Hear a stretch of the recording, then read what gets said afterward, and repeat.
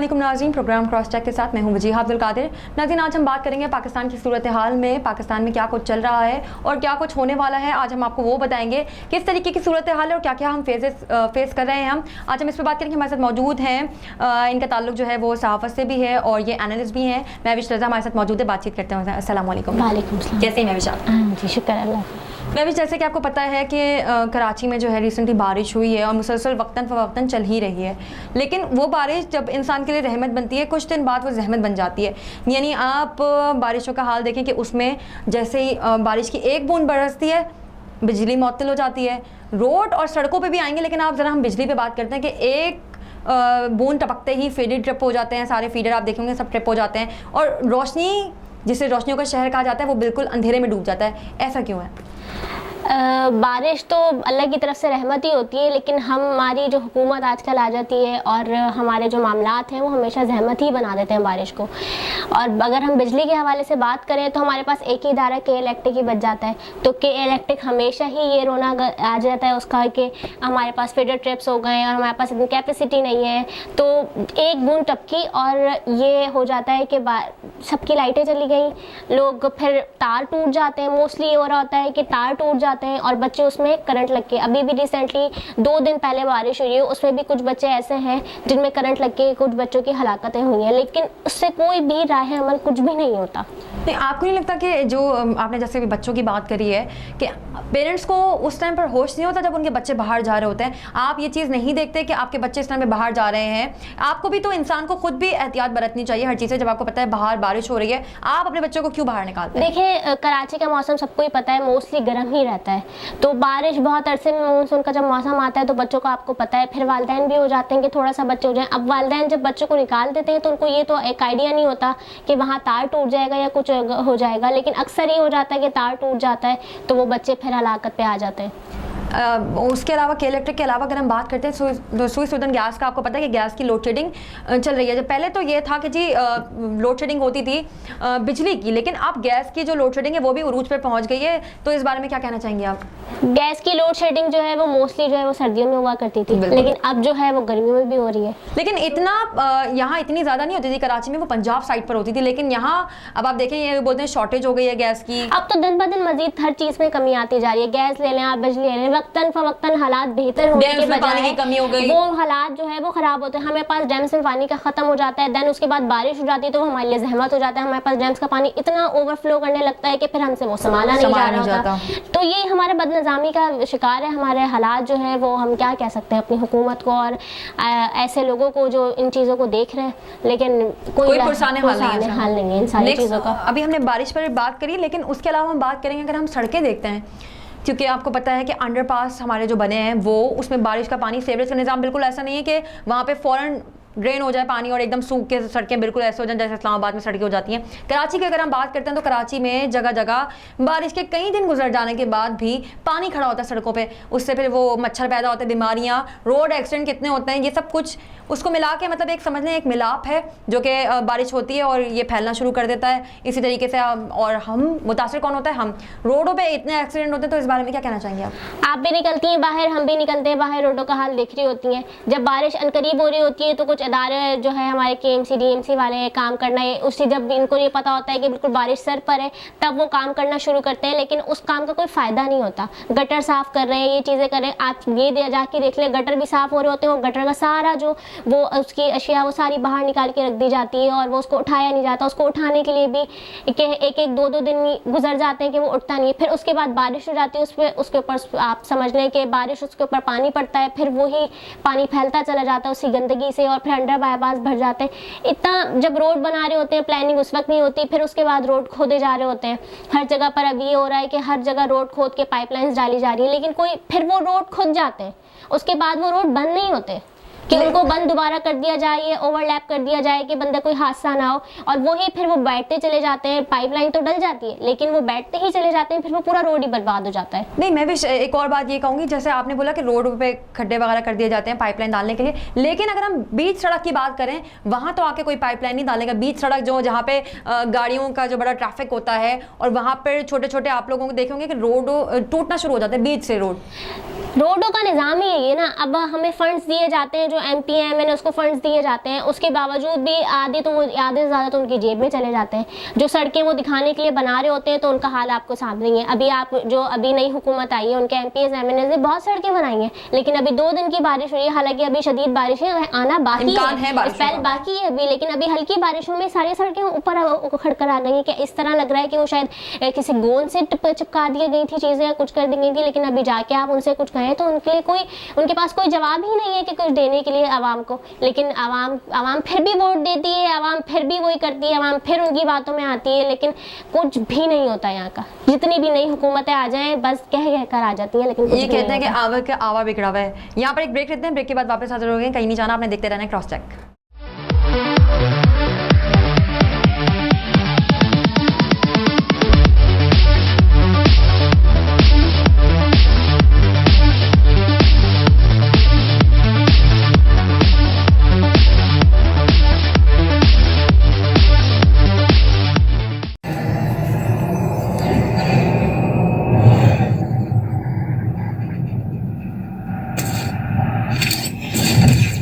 Kaba Fusion is a pharmacist-owned, patient-focused team of professionals with over 30 years' experience providing intravenous medication to pediatric and adult patients in the comfort and safety of their own home. Founded by Dr. Sohail Masood, a pioneer in the home infusion industry and recipient of Ernst & Young's Entrepreneur of the Year award, Kaba Fusion has 28 state-of-the-art compounding pharmacies across the country with service capabilities nationwide. Specializing in IVIG, SCIG, and acute therapies, our highly skilled infusion nurses are present throughout your treatment and our clinicians are on call 24 hours a day. Please visit us at kabafusion.com for more information.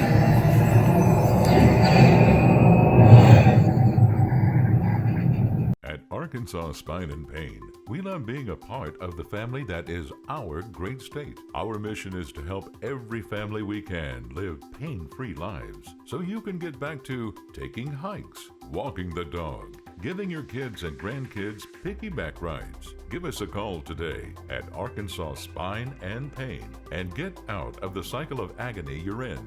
You deserve to get your life back ASAP.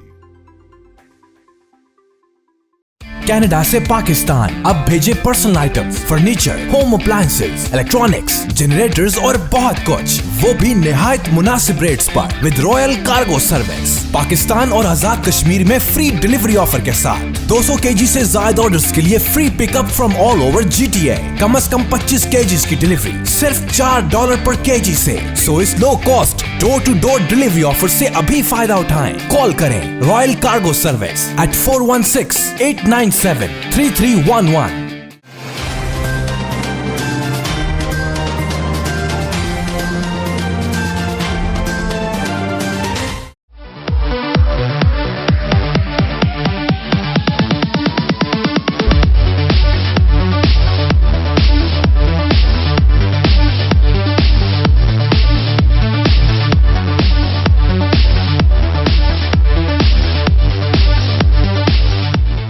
Welcome back जी, वापस आ गए हैं और हम बात करते हैं। हमारे साथ मौजूद हैं महविश मौजूद हैं। चलते हैं उनकी जानिब और उनसे बातचीत करते हैं। नेक्स्ट सवाल की जानिब चलते हैं, उनसे पूछते हैं। जी महविश, जैसे कि आपको पता है कि जैसे कोविड की 4th वेव का हमने सुना था, असद उमर पहले ही बता चुके थे कि 4th वेव आ रही है, आपने एहतियात करनी है। 4th वेव इनिशियल स्टेज पर है, अपने आना स्टार्ट हो गई है, उसके बिना पर आपने बंद कर दिए हैं जी रेस्टोरेंट का नोटिफिकेशन आ चुका है, आपने रेस्टोरेंट बंद करने, इंडोर आउटडोर डाइनिंग आपकी बंद हो जाएगी, स्कूल्स बंद हो जाएंगे और जितने भी हमारे पार्क्स हैं वो सब बंद कर दिए जाएंगे। इस सवाल से आप क्या कहना चाहते हैं? क्या हमने ऐसी कोई नहीं बरती है जो पहले से प्रिकॉशंस करनी चाहिए, हमने नहीं बरती है उनको, या फिर अब हम इतना आगे बढ़ चुके हैं इस चीज़ को लेकर कि हम अब फिक्र नहीं करते, हम कहते हैं जितनी भी लहरें आएंगी हम फेस कर लेंगे उसको? इस बारे में क्या कहना चाहेंगे आप? मैंने अभी कुछ दिनों पहले कोविड की वैक्सीन लगना शुरू हुई है, उस पर भी लोग एहतियात नहीं कर रहे। लोगों का एक वही पॉइंट ऑफ व्यू जो स्टार्टिंग से 2019 से बनता हुआ आ रहा है कि नहीं ये कुछ भी नहीं है, कोई वबा नहीं है, ये हमारा खुद पैदा किया हुआ एक वायरस है जो हमारे पास है और कुछ भी नहीं है, कुछ नहीं हो रहा। फिर आगे जाते जाते लोगों को कुछ यकीन आने लगा कि ये है बीमारी, कुछ लोगों को नहीं आने लगा। अभी जिस तरह अगर हम वैक्सीन की बात कर लें तो अभी वैक्सीन फ्री में लग रही है, लोगों को कहा जा रहा है कि वो लगा लें, लेकिन लोग नहीं लगा रहे।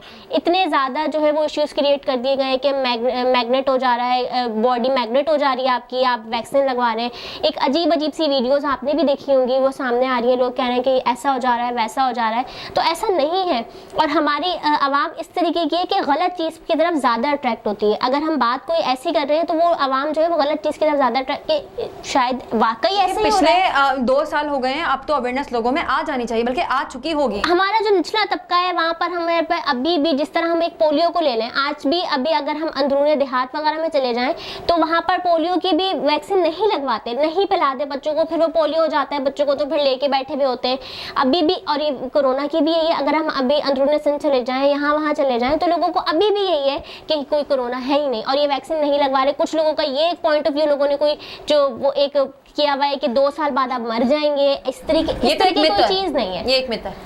लोगों ने अपने एक जहन में चीज़ बैठा ली है, कुछ नहीं है, एहतियात कर लेंगे, लेकिन एहतियात नहीं हो रही। हम चीज़ें बंद किए जा रहे हैं लेकिन उससे कुछ भी इफेक्ट नहीं पड़ रहा। एक अभी भी 4th लहर का कह रहे हैं, 4th लहर आ गई, पहले से इन्फॉर्म कर दिया गया था लोगों को, लेकिन फिर भी लोगों ने एहतियात नहीं की। तो बिला आखिर फिर दोबारा यही कर दिया गया कि फिर दोबारा डाइन इन बंद कर रहे हैं। सिनेमा हाउस खुलने से पहले बंद हो गए, लोगों की सारी स्कूल्स कितने, शादी हॉल्स वो भी बंद कर दिए गए, सब कुछ बंद कर दिए गए क्योंकि लोग एहतियात नहीं कर रहे। चीज़ें बंद होने के बावजूद भी लोग एहतियात नहीं कर रहे। इतने जो लोगों को कहा जा रहा है कि एहतियात करें, नहीं कर रहे लोग। शादियाँ हो रही हैं, भरपूर शादियाँ हो रही हैं और स्कूल में भी इसी तरह हो रहा है। कुछ हिडन स्कूल खोल लिए जा रहे हैं, कुछ इस तरीके से डाइन इन, बहुत सारे होटल्स में ऐसी हैं कि डाइन इन खोल दी जाती हैं बंद होने के बाद। तो फिर इस तरीके से तो चीज़ें बढ़ती हैं लेकिन लोग एहतियात नहीं करते।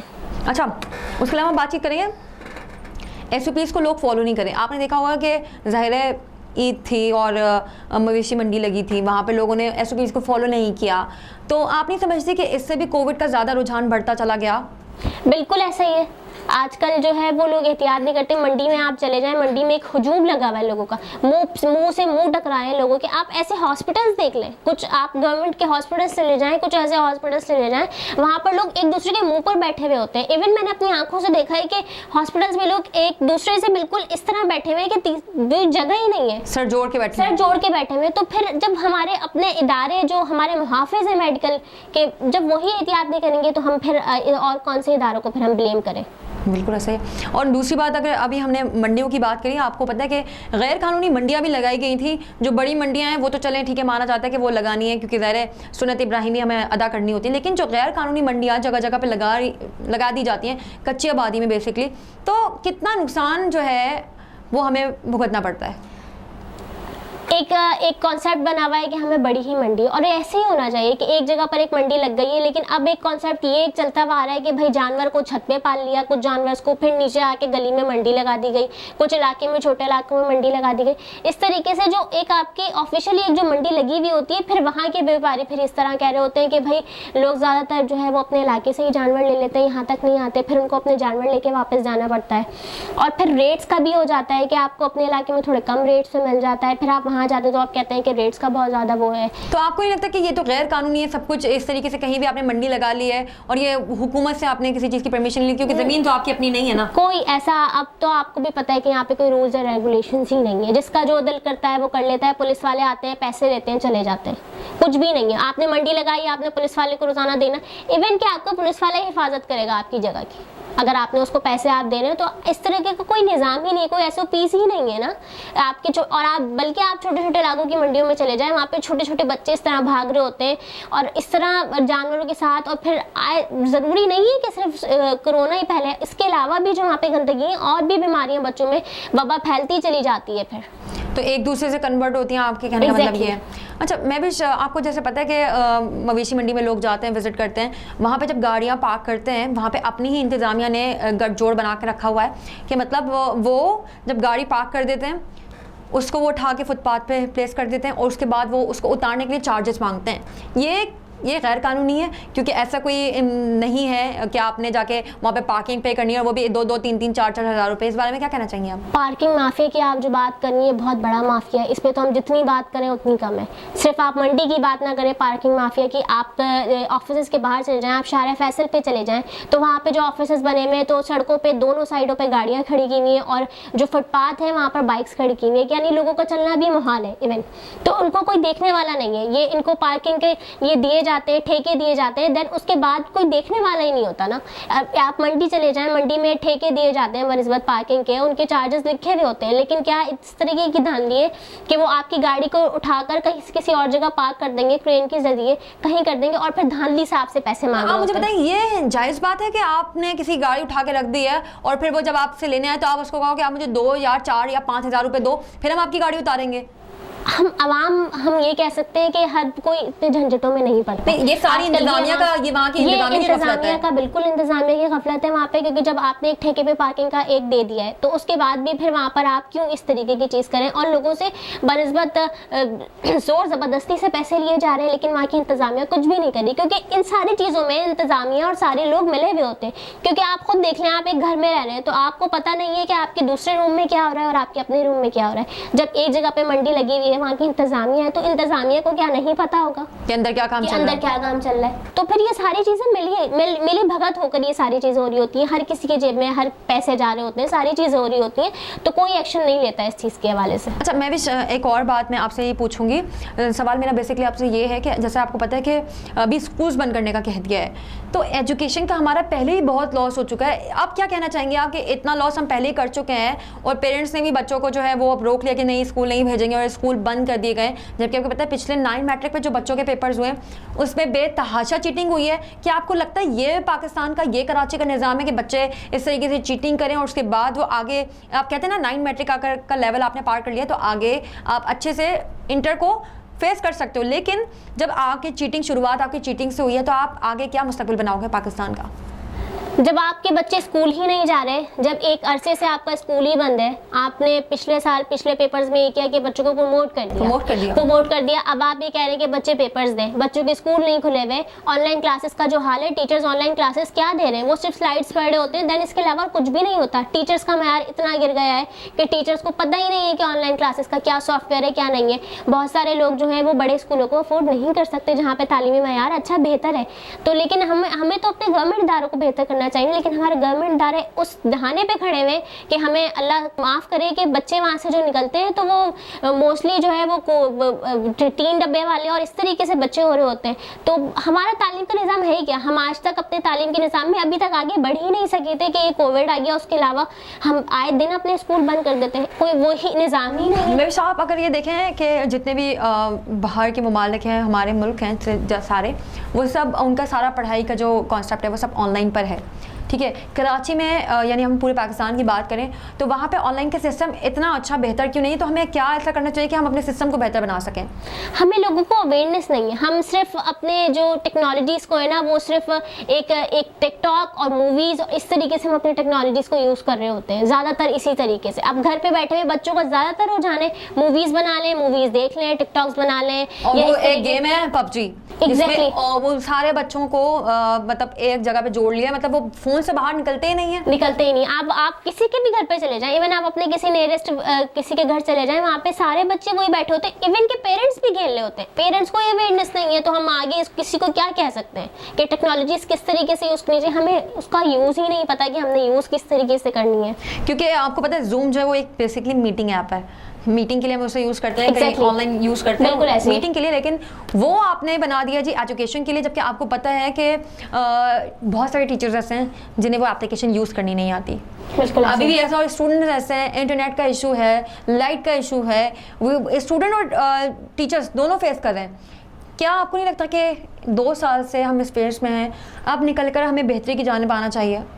बिल्कुल आना चाहिए। अभी तक आप स्कूल्स में चले जाएं, 3 क्लास में कंप्यूटर को पढ़ाया जाता है और वो कंप्यूटर में क्या पढ़ाया जाता है वो आपको पता नहीं। कंप्यूटर का सब्जेक्ट क्या है वो उसको आपको बस ऐसे आप कि कोई एक छोटी सी चीज़ है उसको लेके आप चल रहे होते हैं, लेकिन अगर आप बच्चों को उसी की अवेयरनेस अच्छी तरीके से दें तो आप बहुत सारे ऐसे बच्चे जो घर पर बैठ के उससे बहुत सी चीज़ें निकाल लेते हैं, लेकिन अमूमन यही हो रहा होता है कि बच्चे बिल्कुल भी निल हो गए हैं, बिल्कुल ये गेम्स और इन सारी चीज़ों पर ही आके रुक गया है सब कुछ। एक टाइम स्पेसिफिक बनाना चाहिए आपको जिस टाइम पे आपके बच्चे खेलें, और उसके कोई एक टाइम आप पढ़ाई के बनाना ताकि दोनों बेहतरी की तरफ जा सकें।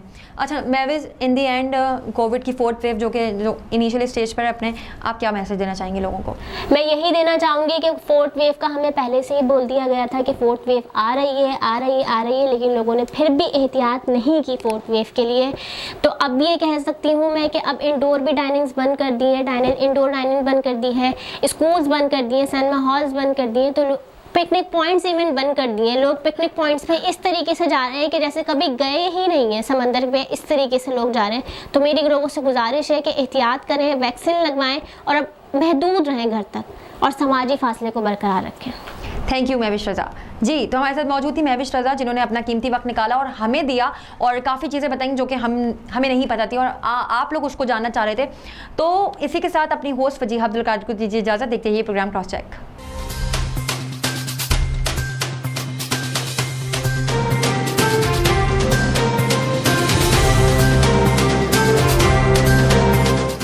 OPTV की फखरिया पेशकश दुनिया भर में आबाद पाकिस्तानियों की तरक्की और कामरानी पर मबनी प्रोग्राम पाकिस्तान को तरक्की की राह पर गामजन करने के लिए दुनिया भर में पाकिस्तानी मुतहर्रिक और तैयार। दुनिया भर के मुल्कों में पाकिस्तानी का उनकी तरक्की में हिस्सा देखिए। बैनुल अक़वामी मंजर में पाकिस्तानियों का समाजी, सियासी, तिजारती और मजहबी उमूर में भरपूर किरदार।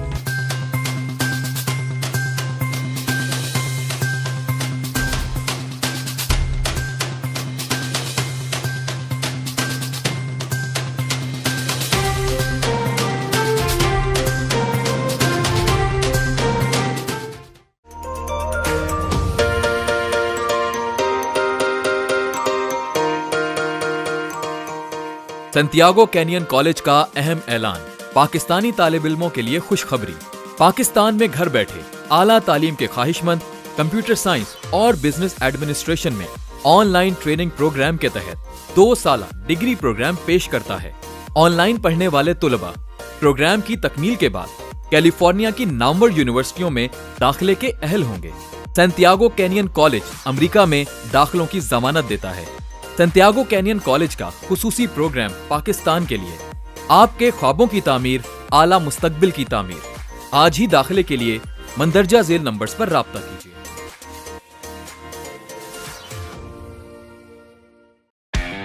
दुनिया भर में पाकिस्तान की पहचान, हाईएस्ट क्वालिटी पाकिस्तानी मैंगोज इन GTA, यानी पाकिस्तान के बेहतरीन आम अब GTA में है दस्तयाब, वो भी खास होलसेल रेट्स पर। इटोबिको, मिसिसागा और ब्रैम्पटन में 6 मुख्तलिफ स्टोर लोकेशंस। तो एंजॉय करें समर को फैमिली एंड फ्रेंड्स के साथ रॉयल कार्गो मैंगो टाइम के साथ। मजीद मालूमात के लिए अभी कॉल करें रॉयल कार्गो at 905-566-5665 और विजिट royalcargo.ca। वतन हलाल तंदूरी रेस्टोरेंट लॉस एंजलिस का सरफरिस्त शानदार, वतन से दूर वतन की खुशबू, मजेदार लज्जत से भरपूर मुगलाई खाने, मुमताज भाई के हाथों बने खानों के सब दीवाने। यहाँ मिलते हैं टिक्का, निहारी और कबाब, पाए, पुलाव और नान कबाब। कैटरिंग पार्टी 1 से लेकर 1000 लोगों तक बआसानी। अमेरिका के मुमताज ब्रांड होटलों में खसूसी इंतजामात। अभी राब्ता कीजिए वहीद बाई से। अल वतन हलाल तंदूरी रेस्टोरेंट, वतन से दूर वतन की खुशबू। 3106446095।